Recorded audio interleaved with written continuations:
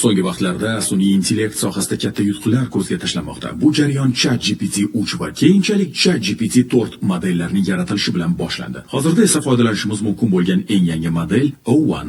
Endilikda tasavvur qilib ko'ring, ChatGPT 5 qanday imkoniyatlar va yangiliklar bilan katta maydonga chiqadi. Ta'kidlash joiz, sun'iy intellekt hozircha Turing testidan muvaffaqiyatli o'ta olmagan, ammo mavjud yutuqlar shunchaki tasodif ham emas. Ular asosida aytish mumkin, sun'iy intellekt yaqin kelajakda bu sinovdan ham o'ta oladi. Lekin shu yerda bir muhim nuqta bor. Agar sun'iy intellekt Turing testdan o'ta olsa ham, bu biz umumiy intellektga, Artificial General Intelligence ga erishdik degani emas. Chunki umumiy intellekt bu faqatgina insonga o'xshab suhbatlashish emas, balki keng qamrovli bilim, ijodiy va ilmiy salohiyatga ega bo'lish demakdir. Modellar murakkablashib borgan sari biz umumiy sun'iy intellektga yaqinlashayotgan bo'lsak-da, bu borada aniq xulosa chiqarishga hali erta. Bu orzumi yoki haqiqatmi? Bunga faqat vaqt javob bera oladi.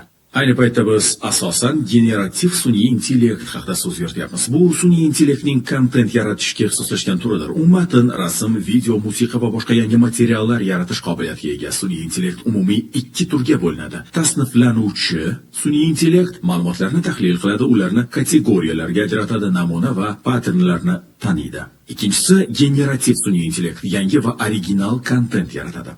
Generativ sun'iy intellekt bilan umumiy sun'iy intellektni farqlash juda muhim. Bu yerda biz ijodiy va innovatsion kontent yaratishga qaratilgan generativ sun'iy intellektni muhokama qilyapmiz. Generativ sun'iy intellektning eng mashhur namunalari qatoriga ChatGPT, Cloud, Gemini va Midjourney kabi modellar kiradi. Biz ularni ushbu kurs davomida batafsil o'rganamiz.